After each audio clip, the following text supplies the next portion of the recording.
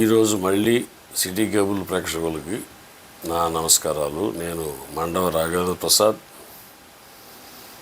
ఇప్పుడు మాట్లాడేది మన Gudivada cooperative urban bank number 1482గా ఉన్న సంస్థ గురించి. గతంలో కూడా మన ప్రేక్షకులతో మాట్లాడాను. ఈరోజు కొత్త విషయాలే చెప్తాను, పాతవి ఉదహరించను. ఈ బ్యాంక్ మనకి 13 మార్చికి 2026కి 111 సంవత్సరాలు పూర్తి చేసుకుంటుంది. ఆ ఒక్కటి మాత్రమే పాత విషయం. నేనేమంటానంటే, ఇప్పుడు రండి, కదలి రండి, బ్యాంక్ ఎన్నికల కోసం అడుగుదాం, కలిసి రండి, సహకరించండి, సహకార వ్యవస్థ కాబట్టి. ఆ స్లోగన్ రండి కదలి రండి రామారావు గారిది. ఈ రాష్ట్ర ప్రజల్ని రాజకీయంగా ఇచ్చేయడానికి ఆయన ఉపయోగించారు. అలాగే ఇప్పుడు రేపు శనివారం 28 ఫిబ్రవరి, అంటే 5 రోజులు ఉంది ఇంకా. పార్టీ మీద కమ్మవారి సత్రం గుడివాడపట్నం ఉదయం 11 గంటలకి సర్వసభ్య సమావేశం అని వారు పేపర్ ప్రకటన ద్వారా తెలియపరిచారు. 8వ తారీఖు ఈనాడులో కూడా చూడవచ్చు. కావాలంటే ప్రతి బ్రాంచ్లోనూ కూడా ఆ నోటీస్ని ప్రదర్శిస్తున్నారు. నోటీస్ బోర్డులో బ్యాంక్ వారు, మన హెడ్ ఆఫీసు 6 బ్రాంచుల్లో కూడా. దీనికి హాజరైతే ఏంటి ప్రయోజనం? ఒకటి, 110వ వార్షిక నివేదిక. అంటే ఇప్పుడు 111 ప్రస్తావించారు వాళ్ళు, కానీ నేను 110 గురించి కూడా మాట్లాడుతున్నాను. దానికి ఆమోదం సభ్యుల నుంచి పొందడం కోసం పాలకవర్గం అధికారులు 2024వ సంవత్సరం ఆగస్టు నెల 29వ తారీఖున, మళ్ళీ 2025వ సంవత్సరం ఫిబ్రవరి నెల 18వ తారీఖున జనరల్ బాడీ నిర్వహించడానికి ఆహ్వానించారు, ప్రయత్నం చేశారు, ఏర్పాట్లన్నీ చేశారు. కానీ ఆ 2 సందర్భాల్లో కూడా బ్యాంకు బైలా ప్రకారం కోరంగా రావాల్సిన 100 మంది సభ్యులు రావకపోవటం మూలంగా వాయిదా పడినవి. అది అలాగే ఉండిపోయింది. దాన్ని అలా ఉంచడం సమంజసం కాదని నేను ఈ సహకార శాఖలో నాకు తెలిసిన విషయం కాకుండా వేరే వారిని కూడా సంప్రదించితే తెలిసింది. దాన్ని కనీసం ఈ ఎజెండాలో మెన్షన్ చేసి దాన్ని కూడా ఇప్పుడు ఆమోదానికి పెట్టాల్సింది అని నాకు తెలియపరిచారు. నా అభిప్రాయం కూడా అదే. ఇప్పుడు 111వ వార్షిక నివేదిక అనగా 1 ఏప్రిల్ 2024 నుంచి 31/3/2025 వరకు మన బ్యాంకుకు వచ్చిన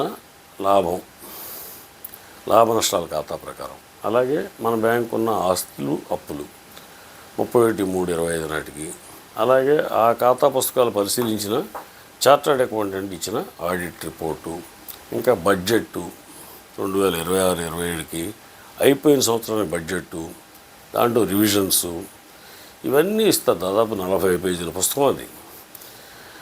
ఇదంతా మనం చదివి ఆకళింపు చేసుకుని చర్చించి ఆమోదించాలి. దీంతో ఇంకో ముఖ్యమైనది ఏంటంటే, వాళ్ళు ఆల్రెడీ ప్రతిపాదిస్తున్నారు, 110లో కూడా ప్రతిపాదించారు 10% అలా డివిడెండ్.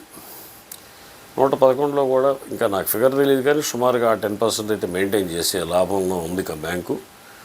సో ఆ 2 డివిడెండ్ కూడా మనం ఆమోదించాలి. ఈ ఆమోదించకపోవడం మూలంగా ఇంతకుముందు జరిగిన 2 వాయిదాలు అంతకుముందు సంవత్సరాన్ని కూడా ఆమోదం పొందక అది సభ్యులకు చెల్లించడానికి వారికి వెసులుబాటు లేదు. అందుకని 1 సంవత్సరం డివిడెండ్ ఆల్రెడీ బ్యాంకు యొక్క నిధుల్లో రిజర్వ్ ఫండ్లో కలిపేశారు. ఇంకా అది మళ్ళీ వెనక్కి తీసి ఇవ్వడానికి కూడా అవదు, ఏ అధికారులు వచ్చినా, ఏ సభ్యులు జనరల్ బాడీ పెట్టినా.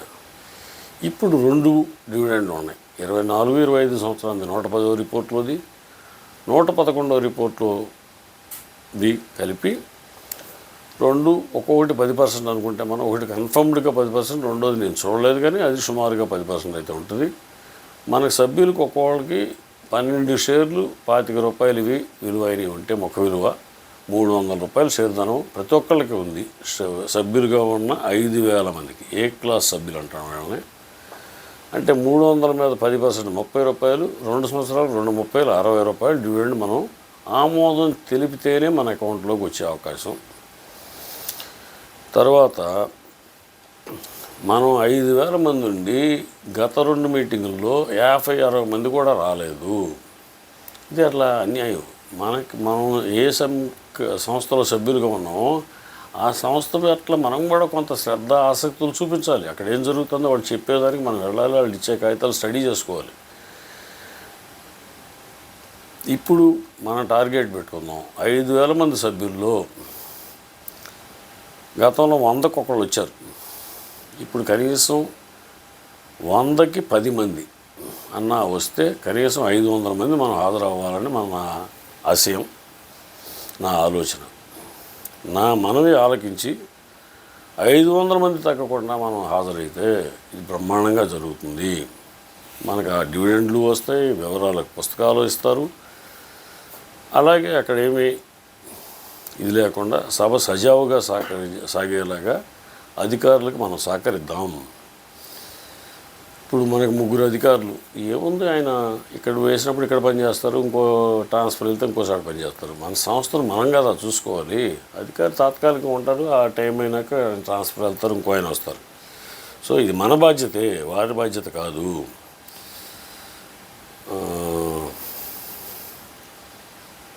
ఐటమ్ ఇది అత్యధిక ప్రాధాన్యత గల ఐటమ్, కానీ చివరి ఐటమ్గా తీసుకున్నాను నేను.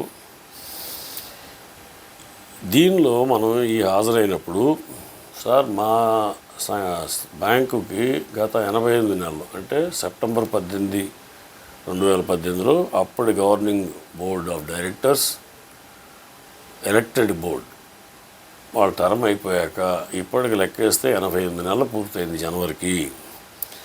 మాకు ఎన్నికలు నిర్వహించలేదు. మీరు బాధ్యులు కాకపోవచ్చు, మీరు ఈ మధ్య వచ్చిన అధికారులు కావచ్చు, మీరు మీ పై అధికారులకు తెలియపరిచి కనీసం రాబోయే 3 నెలల్లో అన్నా మాకు ఎన్నికలు నిర్వహించడానికి మీ వైపు నుంచి మీరు పేపర్స్ కరస్పాండెన్స్ చేయండి పై అధికారులకి. ఎందుకంటే మనం 111 సంవత్సరాల జయంతిని కొద్దిగా ఆలస్యంగా అయినా ఘనంగా జరుపుకుంటాం. ఎన్నికలైతే 3 నెలల్లోపన్నా ఎన్నికైన డైరెక్టర్లు, చైర్మన్ వారి సమక్షంలో, వారి ఆధ్వర్యంలో చేసుకుంటాం అని మనం వారిని కోరుదాం. నమస్కారం. Thank you.